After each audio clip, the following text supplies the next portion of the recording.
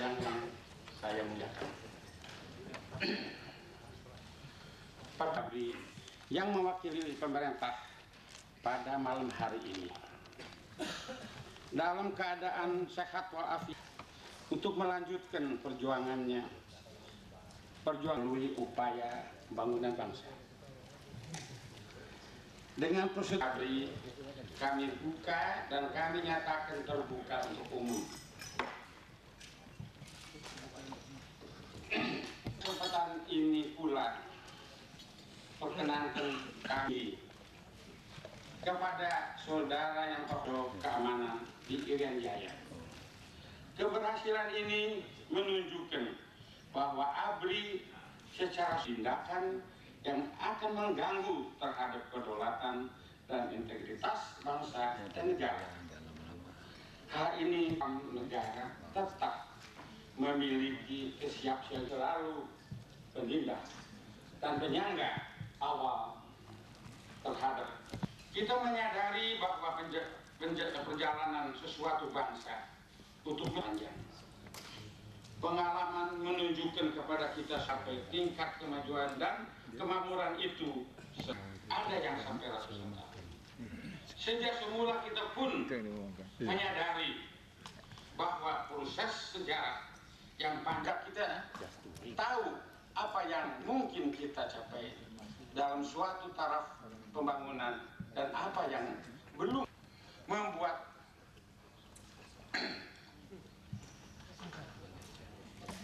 kita perlu menempatkan secara proporsional hubungan antara TAP nomor 6 tahun 1988, evaluasi stabilitas nasional, dan masalah subversi. TAP MPR nomor 6 tahun 1988 berkaitan dengan pemberian kewenangan kepada Presiden sebagai mandataris MPR untuk mengambil langkah-langkah yang dipandang perlu dalam rangka mengamankan jalannya pembangunan nasional. MPR sendiri dapat menilai apakah wewenang itu masih tetap perlu diberikan kepada Presiden selaku mandataris atas dasar berbagai pertimbangan yang diantaranya adalah dari aspek stabilitas nasional. Mungkin saja ada pertimbangan-pertimbangan lainnya, sehingga keputusan itu tidak hanya berdasarkan atas kepentingan stabilitas nasional semata. Oleh karena itu, kita serahkan saja masalah ini sepenuhnya kepada lembaga tertinggi negara ini. Masalah lain yang perlu diperhatikan adalah usulan untuk mencabut undang-undang subversi. Yang jadi pertanyaan adalah apakah ada pihak-pihak atau kelompok-kelompok yang berani menjamin bahwa untuk masa-masa yang akan datang tidak akan ada lagi kegiatan subversi di Indonesia, sehingga undang-undang subversi perlu dicabut. Dari hasil pengamatan selama masih ada ancaman, baik yang datang dari dalam maupun dari luar negeri, maka selama itu pula masih akan ada kegiatan-kegiatan subversi guna merongrong ideologi Pancasila dan kewibawaan pemerintah untuk kemudian berupaya menggulingkan pemerintah yang sah secara tidak konstitusional. Dalam hal ini kita perlu melihat dalam konteks yang lebih luas.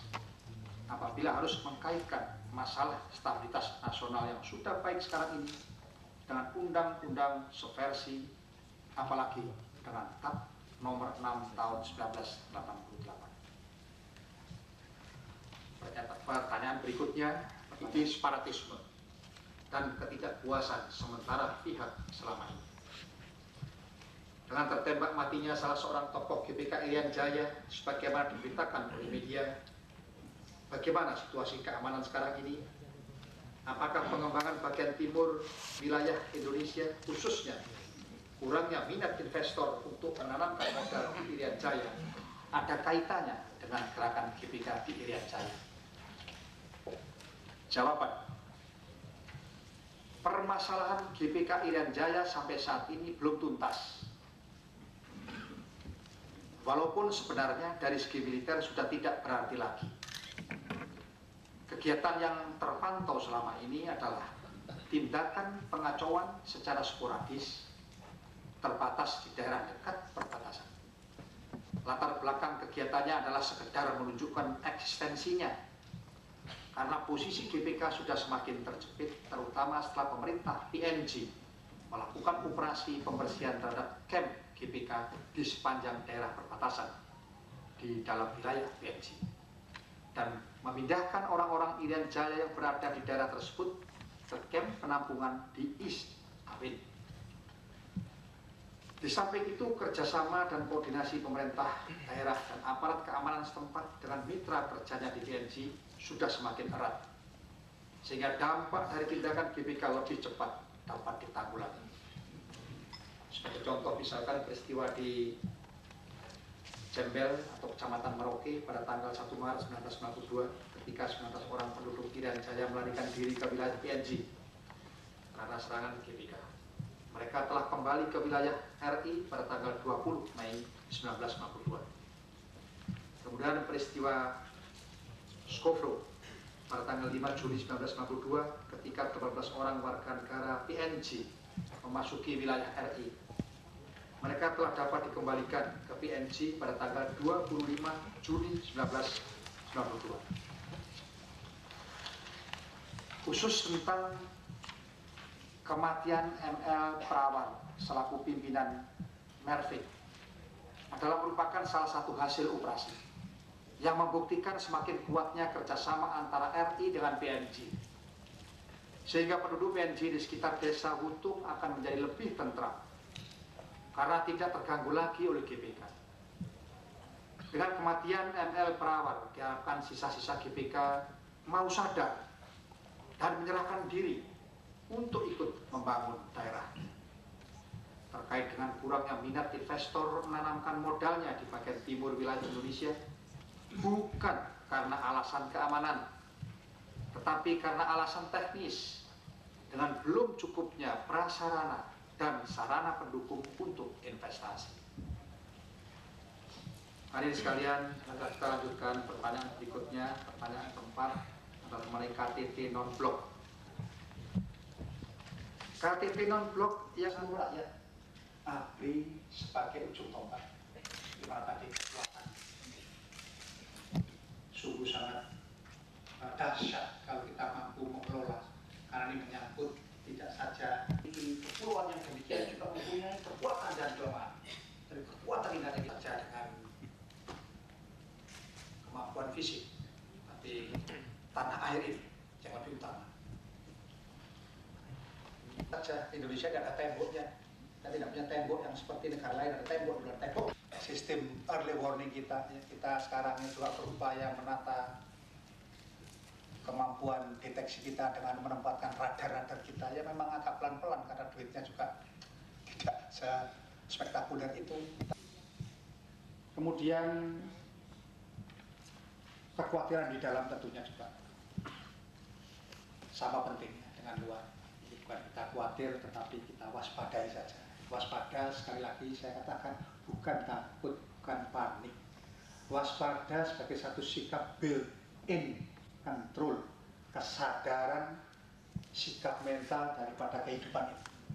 Apalagi sebagai bangsa, saya kira kita selama kita waspada, tentu akan kita, tentu mau akan menyumbangkan. Kemudian pertanyaan berikutnya adalah mengenai perbedaan persepsi status quo antara Malaysia dan Indonesia. Apa yang dinamakan dengan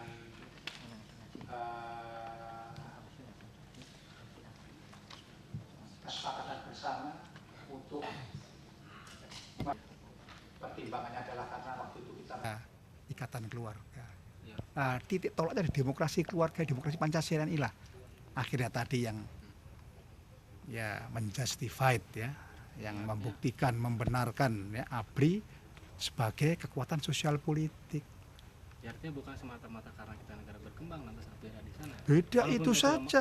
Nah, itu betul itu jawaban. Walaupun negara maju pun sampai Indonesia maju pun, kita asal usulnya dari negara yang demikian bangkit dengan perjuangan itu menghasilkan khasanah seperti itu.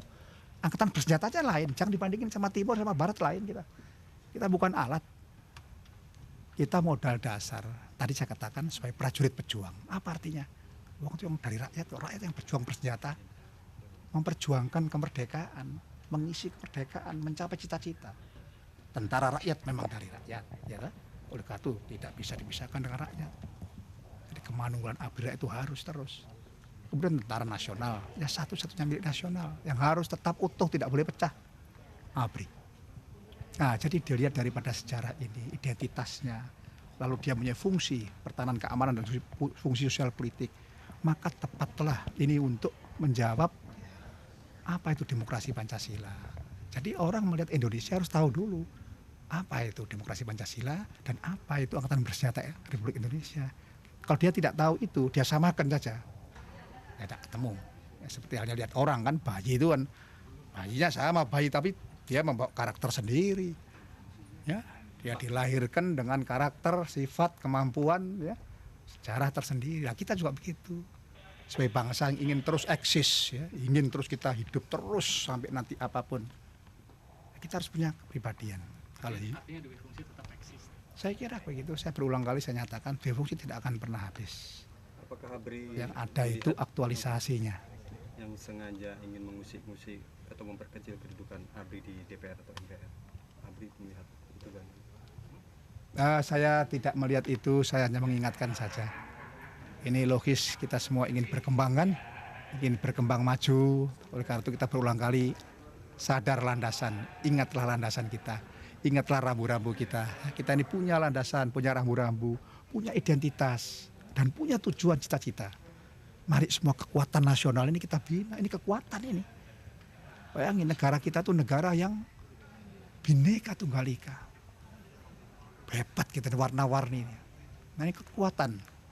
Oleh karena itu jangan sampai kebinekaan ini menjadi juga kerawanan. Termasuk ABRI di dalamnya. Terus Pak, Panglima ABRI melihat ini apa, Pak?